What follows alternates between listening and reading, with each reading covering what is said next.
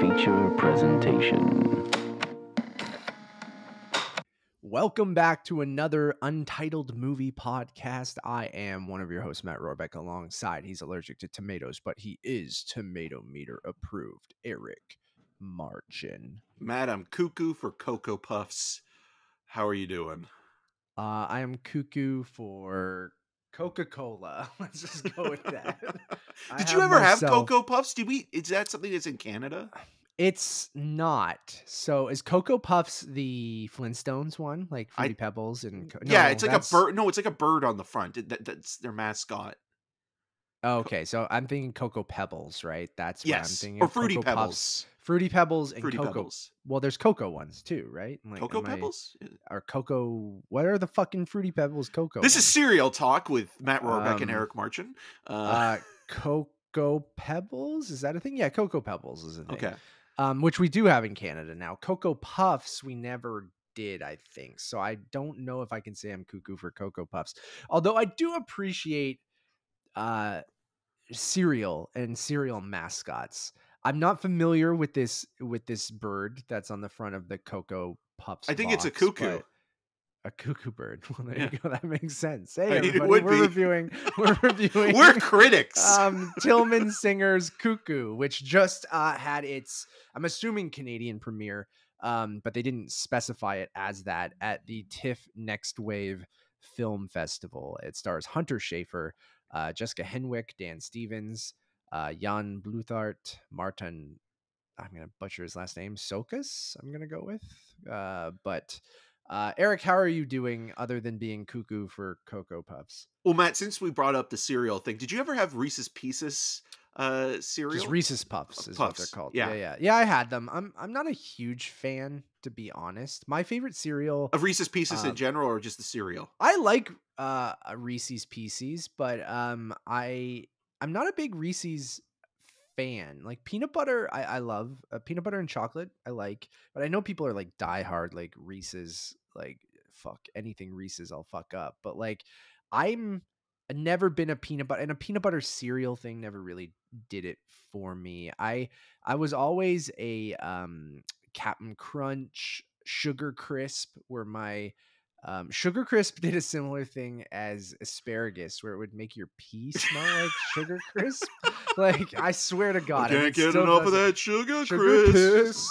So it would turn into sugar piss, and like that was the one thing I noticed. So like I guess as a kid, it's like the sugar piss to asparagus piss pipeline. It's just something I think it's a ratio. Like always connected those two things. Like I don't know what's in Sugar Crisp that makes your pee smell that way. Probably chemicals. Yeah, horrible chemicals that just ate away my body as a child. So those were always my jam. You know, I liked a Rice Krispie where you would just sprinkle sugar on it, and then you would just get a spoonful of sugar with some Rice Krispies. Yeah. And then now I love fucking. I could do 30 minutes on cereal, an hour on cereal. Now, one thing I've always like inherited from, you get things from your father, right? Like your hate for Pepsi. Yeah, my hate for Pepsi, my love of the Toronto Maple Leafs, and cereals are those things. Like my dad fucking loved Captain Crunch, and that's where I got that from. And my dad now, as he's older, mini wheats are his thing. And I have recently become obsessed with mini wheats, and like I eat so much the frosted mini wheats, frosted mini wheats. Yeah, and I guess that fucking pipeline to sugar cereal as a kid to sugar cereal that's not as bad as some of those other ones for you as an adult is kind of where I'm going, because they're very filling. They still have some sugar, ton of fiber, good for the digestions. Keep you regular, baby. And then and it's such a great, like whenever I'm like hungry but I don't feel like eating anything, I'm like, you know what, bowl of mini wheats and I'm set for like the rest of the afternoon or the night, because they're just dense. And I still love a Cinnamon Toast Crunch as well, but they give me bad acid reflux. Yeah. If we just sound so old. But well, there's Weetabix in there. What was the kind of like the big Just sort of like Wheaties? no, Or the big chunk. the big chunk of like it's like a giant mini wheat, right? Yeah, Which is but I guess without what we any get. frosting on it, Ugh, and then you have God, to the put sugar worst. on it. No, then you might as well just get the frosted mini wheat. Like Yeah. they're good, and they have like different kinds of mini wheats now, and they're never as good as the classic. They got like the brown sugar, they got the honey, they got the blueberry. It's like just give me the regular. And they now even have mini wheats where they're like little tinier ones. Or was it Weetabix? I think it was Weetabix. It might have been something like that, but a shredded wheat or something like that, wasn't it? Like, Well, there's cream of wheat, which is like a porridge ugh. alternative, which is You like get, white. while gloopy. we're on top of breakfast things, get the fuck out of here with porridge and fucking oatmeal and shit. That stuff is awful. It's terrible. I'm a big texture guy, and that's why like my wife doesn't love mini wheats because she finds that they get soggy too quickly and they break apart. and I'm like, you don't have the fucking vacuum gullet like I do, where I just shovel that shit into my mouth before it gets soggy. Well, it becomes But, sawdust basically in milk, right? Yeah, but I mean, I think it's great. You get that little bit of crunch still. Like I can't have them be completely soggy, but porridge and fucking oatmeal, get out of here. We've talked about this as well, because I know Mhm. in the past, like when it comes to texture, the gelatinous thing as well, Yeah, like, you don't like can't do it. pudding. I hate bananas for that reason. What about like I Greek don't mind yogurt and so if I put granola in it, I'm good. But Right. yogurt on its own, I've recently come to yogurt and pudding, very similar to me. talking about getting old? I don't mind because it's almost like that smooth. It's like something that I feel like you should be chewing. That's what grosses me out. You Right. know what I mean? Like it's that middle ground. Like pudding and yogurt, I can kind of get past its texture because it almost feels like a liquid almost. But like I do like granola in my like yogurt, like my Greek yogurt. Like I like a vanilla Greek yogurt with just some like granola clusters. Like, are you a cereal guy? Did you? Yeah, no, I did. I did. Like Reese's Pieces was a big thing Reese's for me. was yours. Yeah, well, Cinnamon Toast Crunch was like my go-to. I also have this spiced Coca-Cola, which I've never had. Nice. Have you tried this? Not a sponsor, but we would take it if they offered. Yeah, Reese's Pieces. I really liked. Smells terrible. Oh no. Let's tune in real time and see how Matt takes the spicy Coke. I don't like it. Don't like it? It's raspberry. Did you buy just one? I didn't realize. Yeah. Okay, good. Yeah. If you bought like a whole, like terrible. 6-pack or something like that. No, don't buy this. Don't buy Coca-Cola spiced zero sugar. Still want to try the spicy lemonade at Starbucks though. Oh, I got one. How was it? It was good, Eric. Yeah. I would get it without sugar next time. Like I think they put extra liquid sugar because you're already mixing it with lemonade, which is naturally very tart and sweet. Where I think Starbucks always does this thing where they think everyone wants diabetes that gets their drink. Like I just don't. But that's at understand most how much places. sugar they put in their everything. It's like certain things with sugar, they add more sugar to it. And I'm like, just give me the fucking thing with no sugar. This tastes terrible. Sorry to cut you off. No. Yeah, Cinnamon Toast Crunch was always my go-to in terms of healthy stuff. Like obviously, like Cheerios and Honey Bunches of Oats and things like that. I loved Honey Nut Cheerio. Yeah. Yeah, I was never allowed to have Fruit Loops because of the dye. It would make me hyper. The red dye is what will probably kill us all in like 10 years, right? Yeah, so I might live a little longer because I never had that as a kid. Fucked up a lot of Fruit Loops. Yeah. But I was never a big fan of like the marshmallows in Lucky Charms never did much for me, or like I forget what other cereals would have marshmallow, but because they were always like a weird marshmallow, right? Like they're not. Yeah, well, they just kind of tasted like you were like they had a little bit of like a sweet taste to them, but it mostly felt like you were biting into like cardboard or styrofoam or something like that. Breakfast. I was never like the biggest breakfast guy, but in terms of like the sweet stuff, Cinnamon Toast Crunch was always my jam. Oh, I mean, bacon and eggs and things like that was always great. Yeah, me and you will go to a 3 p.m. But also going back to kind of the more gelatinous, sort of formless food.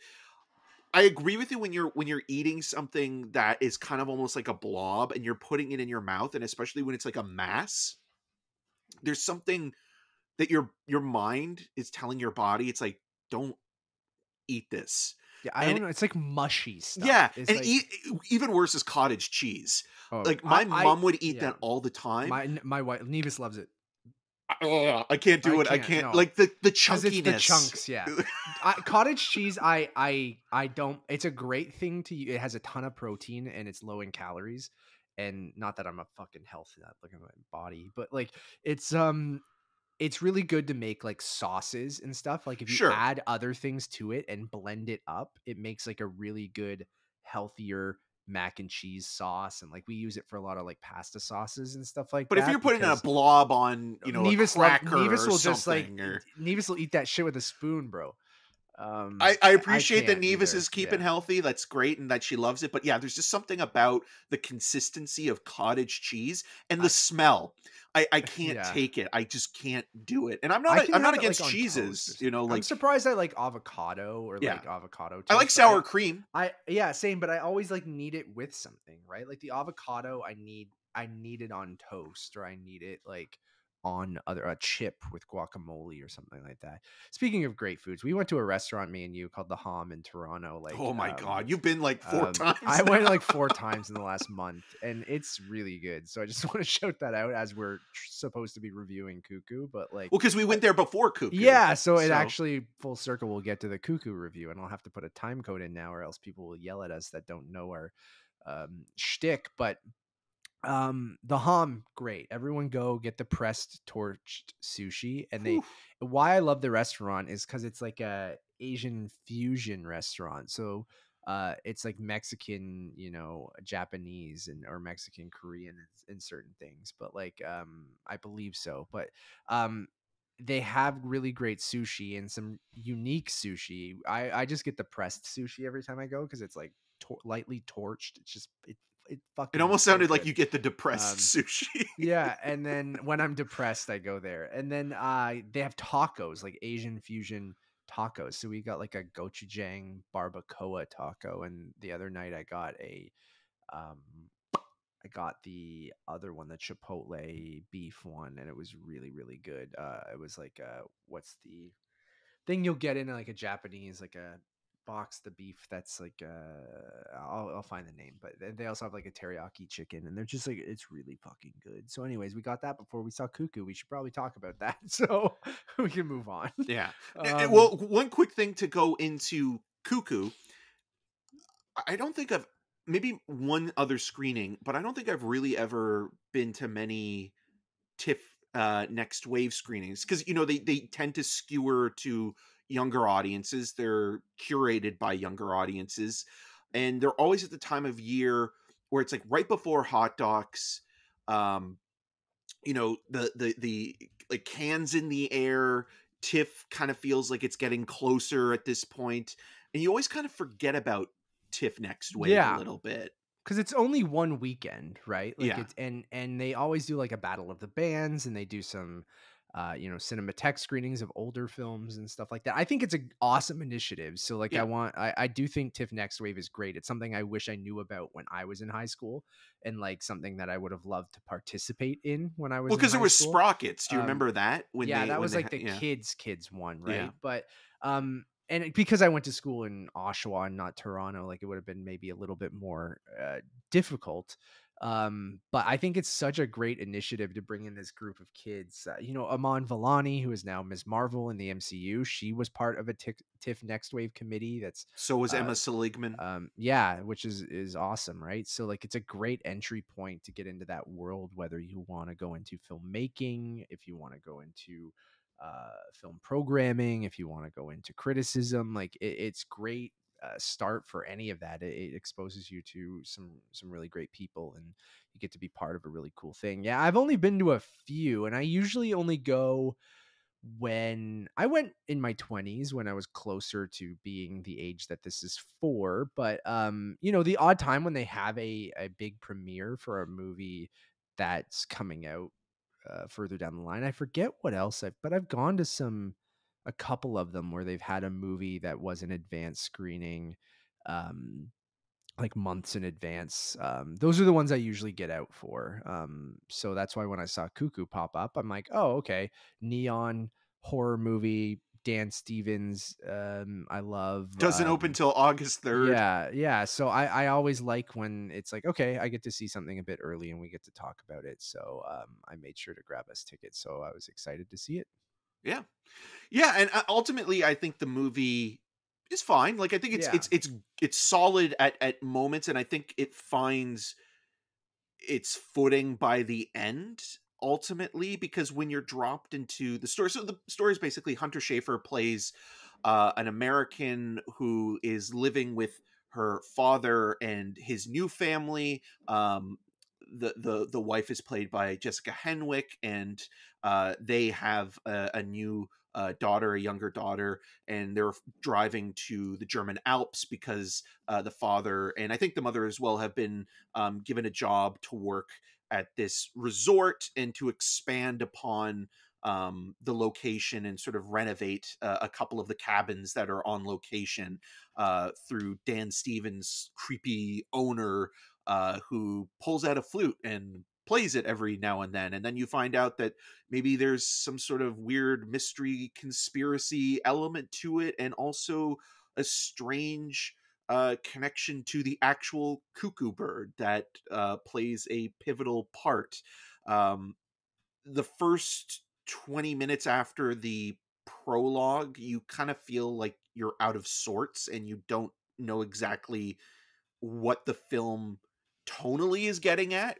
Like there's part of it that does feel a little bit like Twin Peaks or Lynchian, in the sense of Gretchen, works part-time at the resort and is sort of at the front desk and checking people in, and she's going through her own problems and wants to go back to the US and is trying to find any way possible to escape, and doesn't feel like she fits in to her father's family, and is almost a cuckoo in her own way, in terms of intruding on someone else's nest. And with that storyline, you kind of have, the inevitable sort of reveals that are set up in the first act, with the relationships that she has to her family, that's both standoffish but somewhat comical, because there's sort of an ongoing sort of routine of every time Gretchen comes across this potentially supernatural creature that potentially is stalking her in the way that almost is like It Follows plays, you have the character getting injured, and it almost plays comedically because the parents are never concerned about her. They're more concerned about the younger daughter, who's also showing signs exhibiting of, strange signs of um seizures seizures. and Yeah. So she's at risk, but obviously Gretchen's going through some things as well.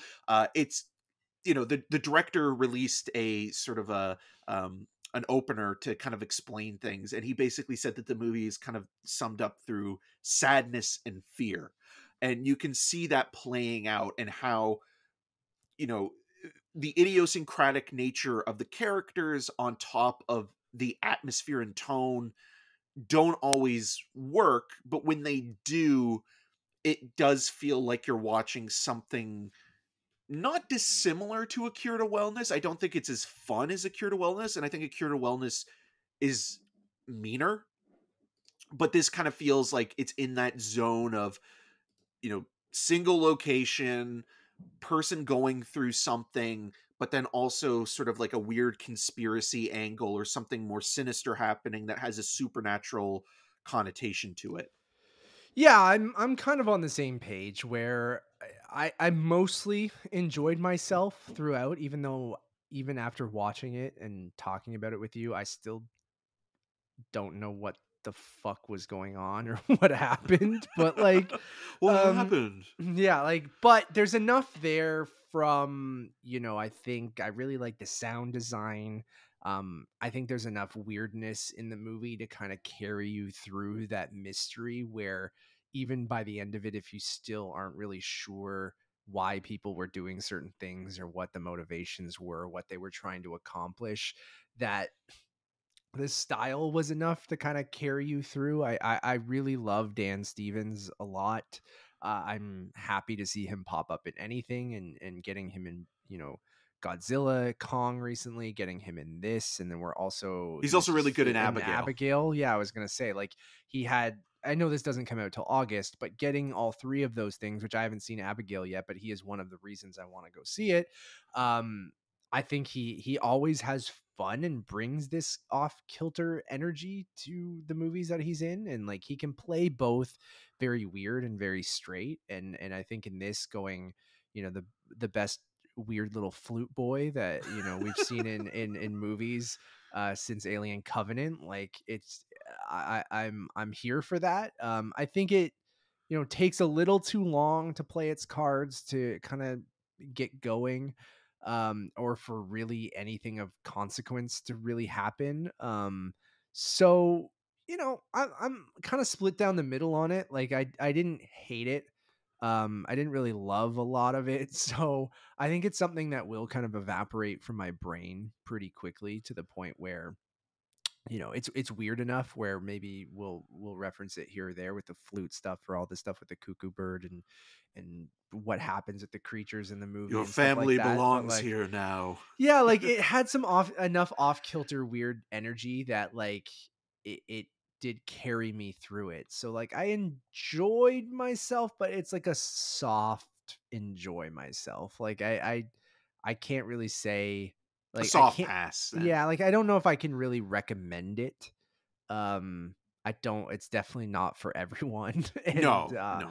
um so that's where I kind of stand on the whole thing. And I like Hunter Schafer a lot too. Like, I haven't really seen her in anything. Another And Euphoria actor, right? yeah, and Sydney Sweeney, Hunter Schafer, and Zendaya, Yeah, all in these kind of, Jacob Elordi too, right? yeah, Like, genre movies or yeah, genre skewing films, and kind of trying to find their own footing as like the next generation of movie stars and actors. And yeah, I think Hunter Schafer is quite good in terms of balancing both, the unintentional comedy of yeah, the, of what Gretchen the goes through, absurdity of it. like, and even pointing things out to people, because there is also that feeling, is almost like, is everybody under like some sort of weird spell, and like Yeah, she's the only one that can kind of see what is really going on.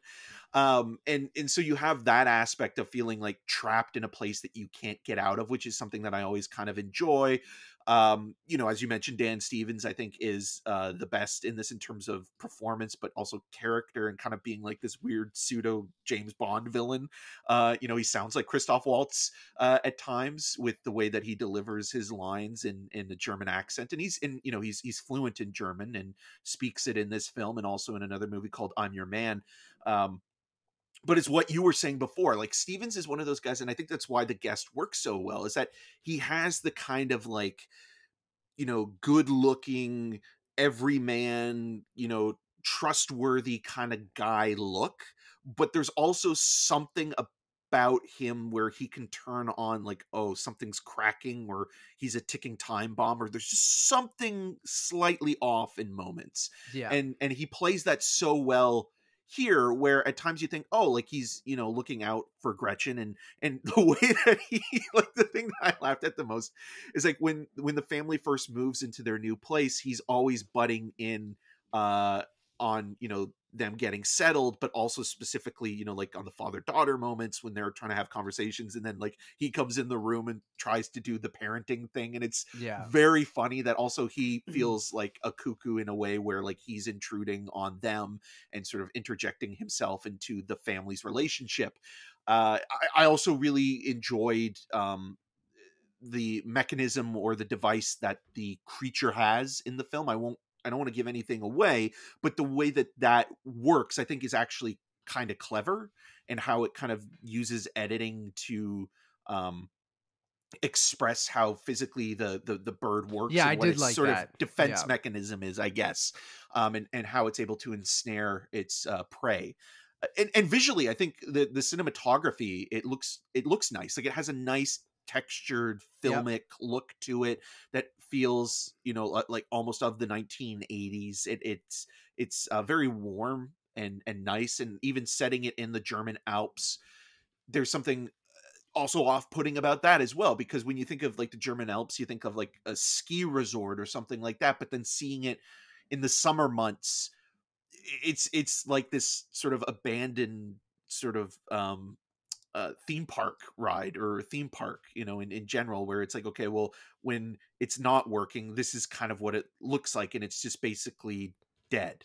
And also, the French, they love pushing the envelope when it comes to age inappropriate relationships, as one Sure do. character hits on Gretchen. So Yeah, and the way that all plays out too is it's also kind of funny. yeah, in a it weird is. way. It's just like, wait, what?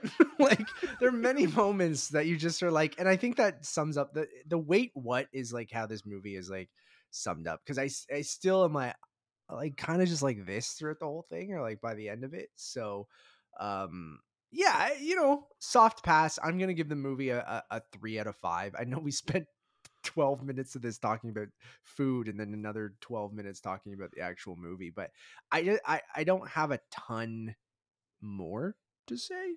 No, I don't either. I Yeah, think it's fine, and I yeah, think like it is going to be hard to recommend to people other than film people, even if the film yeah, people don't like it. Like, if you're getting a Neon or A24 horror movie, you kind of have to have the expectations of this isn't going to be a traditional, Friday night fright flick yeah, or slasher movie, in the way that Abigail is more conventional in its narrative structure than this will be. So if you're going from seeing Abigail and discovering Dan Stevens in that, and seeing like, oh, and August, it's like, oh, he's in this movie, you're not gonna get that. Even though Abigail and Ready or Not, like, they play with horror tropes and conventions in certain ways, those movies do feel like they're of like a certain style that kind of is more not conventional, but consumer friendly, where this, like, I would not recommend to even just like straightforward horror fans. Like, I would say, like, there's the caveat of it being an art house movie first and foremost. totally, yeah, absolutely. So, did you give a rating or no? No, Yeah, I'll give it a 3 out of 5 as well. Like, yeah, I think it's well made. I yeah. think the moments that work are interesting. I think I was disappointed that Jessica Henwick didn't really get much to Yeah, do, which was unfortunate, because she's good. I like she's her. good in a lot of stuff.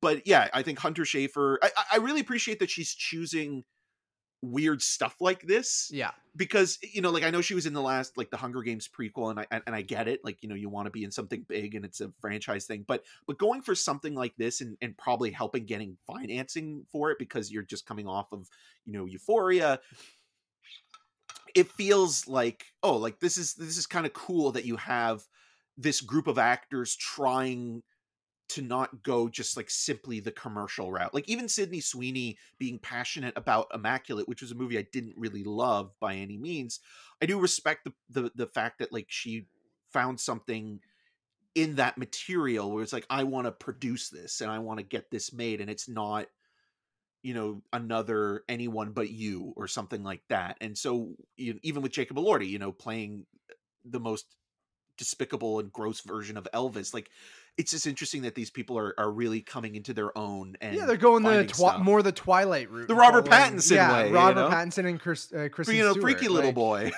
yeah, I think seeing what Robert Pattinson and Kristen Stewart did after Twilight, I think a lot of these younger actors might look at that and go, I can use this to catapult me into, yeah, you can do the bigger movies like a Batman or a Hunger Games or Charlie's Angels or things like that. But like, you can kind of use that to also go, okay, what are some interesting filmmakers I want to work with, right? Like, you have Hunter Schafer working with Yorgos on Kinds of Kindness, and She says she's only in one scene, but that's still fine cool with me. Yeah.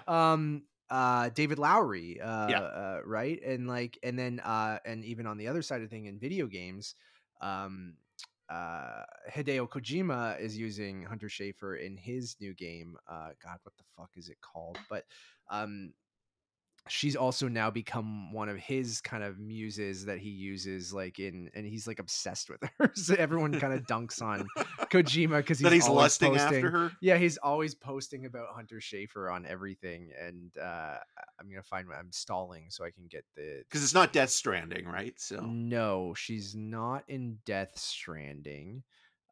She is in his new game, which is called OD.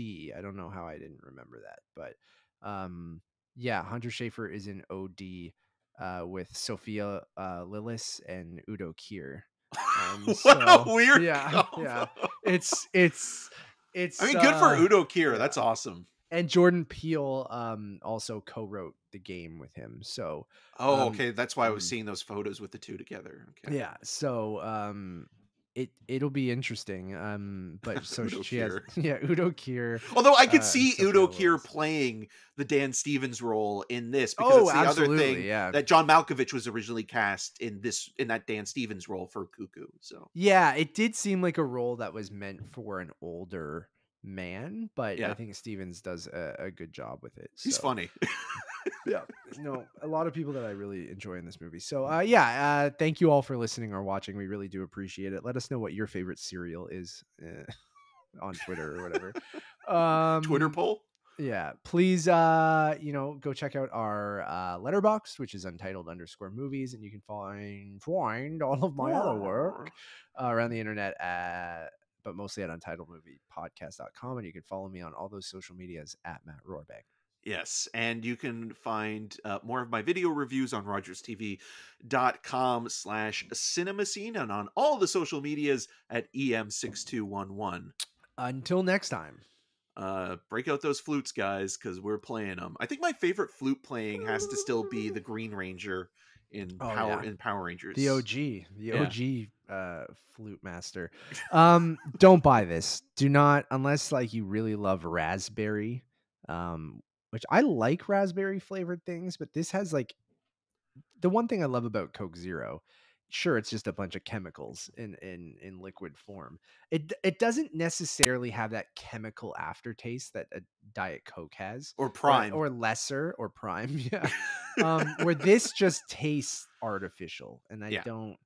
And maybe people are like, Matt, you're insane. Coke Zero has that, but maybe I've just had so much of normal. Well, I think Coke when Zero, you have a lot of Coke Zero, not like have over time, but like I think if you drink, because there was a time where I was drinking like 2 or 3 cans of Coke or even more a day. But you were always a Diet Coke guy, weren't you? Well, when I was younger, I was drinking Coke, right? Like I was just drinking regular Coke. Oh, same. But when you drink a lot of it throughout a day, it does start to have that artificial taste when you drink something else. Like you realize, I've been drinking way too much Coke to the point can't where go back to regular Coke now. I can't either. It makes me shaky. It makes me like feel like I'm gonna pass out. All right, bye everybody.